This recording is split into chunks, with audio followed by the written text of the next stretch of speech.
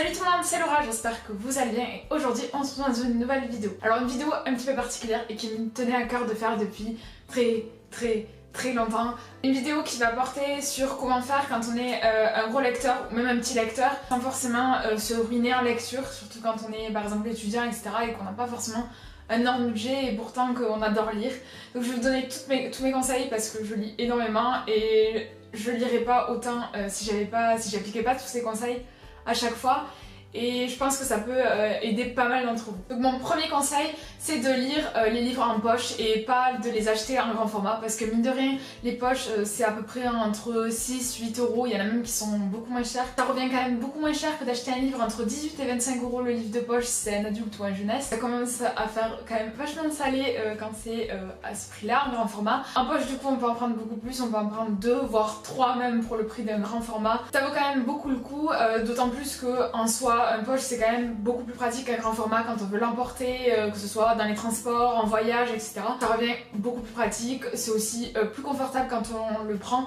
C'est sûr que ça rend en général moins joli dans la bibliothèque, mais en soi franchement c'est que ça et que si on aime vraiment lire, on n'a pas forcément les moyens de s'acheter tout le temps des grands formats, je trouve que les poches c'est vraiment une bonne alternative. En parlant aussi d'alternatives de livres, ce que je vous conseille, c'est de ne pas lire en papier mais plutôt en numérique parce que les livres numériques c'est vraiment rien du tout, comme ça coûte vraiment rien du tout et c'est hyper pratique quand on voyage etc. Enfin, j'ai fait un article dédié là-dessus sur pourquoi choisir le numérique et pourquoi le numérique était bien par rapport au papier. Ben soit je dénigre aucun des deux, pour moi les deux sont des solutions et le mieux c'est de faire un mix des deux parce que c'est franchement idéal. Le livre numérique ça coûte vraiment pas cher du tout. Encore maintenant, il y a de plus en plus des maisons d'édition qui, sur les best-sellers, il n'y a pas vraiment beaucoup de remises.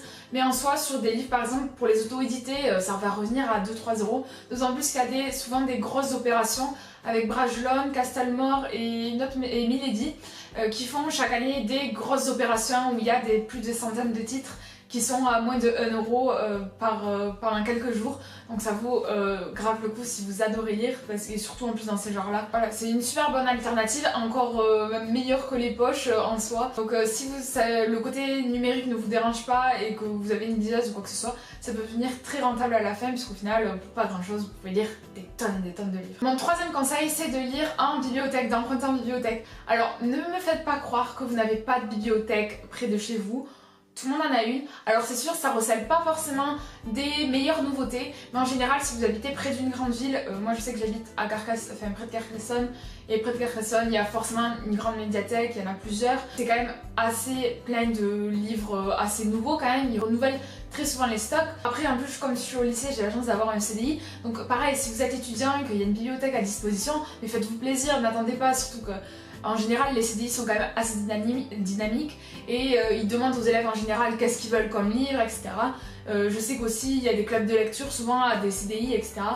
Donc en général, ils prennent les commandes des livres les plus récents, les plus nouveaux. Franchement, c'est une bonne opportunité, d'autant plus que les bibliothèques en général, c'est rien du tout, c'est gratuit. Vous pouvez prendre 2 à 3 livres à peu près en même temps. Et voilà, c'est super chouette. C'est sûr qu'après vous n'aurez pas le beau livre dans votre bibliothèque, mais bon, ça peut être une très bonne alternative. Après, si par exemple, moi ma technique c'est je lis les livres en bibliothèque, et si jamais j'ai un gros coup de cœur ou que j'ai vraiment adoré ces livres et que je sais que je vais les relire par la suite, je l'achète dans ce cas-là pour le mettre dans ma bibliothèque parce que je sais que c'est un livre que je vais relire, etc. Ce sera pas juste un livre à un seul usage que je relis une fois, qui m'aura plu mais sans plus et qu'au final je ne relirai pas. C'est un peu bête. Là je sais que je vais le relire, voilà, il faut savoir aussi faire le tri, ça vous permet aussi en bibliothèque de découvrir des livres que vous n'aurez peut-être jamais lus et peut-être faire de belles découvertes, qui sait. Donc je trouve que c'est une très bonne alternative et franchement c'est une des meilleurs choix que vous pouvez faire si vous êtes un énorme lecteur et que vous n'avez pas forcément le budget qui... On n'y pense pas souvent aussi, mais vous pouvez demander à des proches de vous échanger vos livres. Par exemple, si vous avez de l'entourage qui lit, ben bingo, vous avez tout gagné, vous pouvez demander à cette personne de passer un livre et puis vous faites pareil, etc. C'est un super bon échange, en plus ça permet d'engager le dialogue avec cette personne que vous aimez, sur les livres que vous aimez, etc. Donc c'est vraiment une super belle opportunité. Par contre, si vous avez personne qui lit dans votre entourage, ben pas de chance. Mais il existe aussi par exemple des boîtes aux livres. Et les boîtes aux livres, c'est en gros un principe que maintenant ça se développe de plus en plus en France. Dans les villages, les villes, etc. Il y a des boîtes aux livres où les gens peuvent déposer les livres qu'ils ne veulent plus. Voilà, ils veulent pas les garder dans leur bibliothèque. et vous pouvez les prendre et en prendre, enfin en ramener d'autres, en déposer d'autres. C'est un échange qui se fait par des inconnus, mais c'était super chouette parce que du coup ça permet de faire tourner les livres et de faire découvrir aussi des choses qu'on n'aurait pas forcément vues. Donc n'hésitez pas à vous renseigner auprès de la mairie ou même à faire le tour de votre village pour savoir s'il y en a une. C'est en tout cas super chouette comme initiative. On n'en parle pas assez souvent, mais les brocantes recèlent de super bons livres. Alors il y en a qui ont des stands spécialisés, mais quand je parle de brocantes, il y a aussi les vides-greniers, les brocantes et les bourses aux livres. Les bourses aux livres, c'est vraiment une mine d'or, surtout si vous voulez avoir plein de vieux livres ou même des livres. C'est sûr que vous n'aurez pas les dernières nouveautés, mais en général il y a de très beaux livres, surtout en plus en hardback comme on les faisait avant. Donc si vous adorez ce genre de livres, c'est tout bénef, ça va être juste génial. Moi je sais que j'adore fouiner même si j'ai pas vraiment l'occasion. Il y a aussi l'alternative des villages aux livres. Alors je sais pas si vous connaissez, c'est des villages qui regroupent énormément de librairies en son sein et il y a énormément de librairies mais aussi de boutiques d'art, d'expositions, etc. En général, je sais pas vraiment s'il y en a, je sais pas. Je sais qu'en tout cas près de chez moi il y en a une.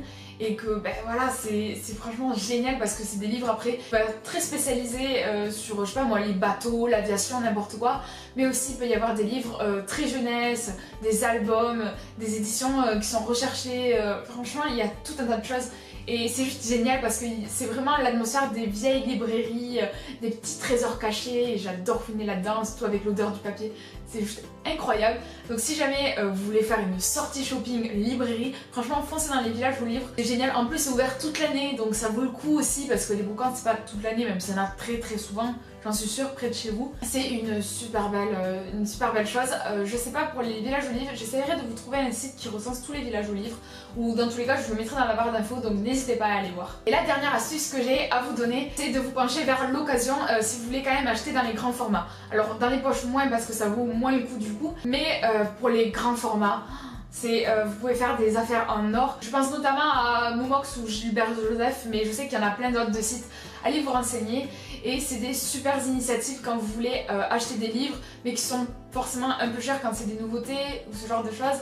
Et que du coup il y en a qui le revendent sur internet. En général c'est quand même vérifier l'état et puis de toute façon il y a toujours l'indiqué, il faut regarder bien entendu. Je vous laisse une vidéo avec une vidéo de Patatra qui explique très bien comment se retrouver pour acheter en occasion. Et je trouve qu'elle explique très bien dans cette vidéo et en tout cas si vous voulez vous tenter par cette alternative, vous pouvez regarder dessus. Je vous mets le lien ici ou ici, je sais plus. Et aussi en barre d'infos. C'est top et voilà. Bon moi je sais qu'en général j'achète pas trop dans l'occasion parce que bon ma mère elle veut pas que vous faites commander par internet. Mais en soi c'est franchement si vous pouvez commander sur internet mais foncez parce que c'est super chouette pour faire des économies et du coup pour acheter encore plus de livres. Et voilà c'est la fin de cette vidéo, j'espère qu'elle vous aura plu. N'hésitez pas à me dire si vous avez d'autres conseils parce que là bien entendu il y a quelques conseils mais bien entendu j'ai pas exploré toutes les pistes, c'est à vous aussi de vous débrouiller un petit peu parce qu'après moi j'ai pas vraiment d'autres idées. C'est vraiment ceux que j'utilise le plus et ceux qui marchent le plus en tout cas dans mon quotidien. N'hésitez pas à me dire vous aussi vos conseils, à vous abonner à la chaîne et à partager sur les réseaux sociaux etc. et à commenter surtout parce que c'est vraiment le plus important de favoriser l'échange. En tout cas moi je vous dis à une prochaine vidéo, bye.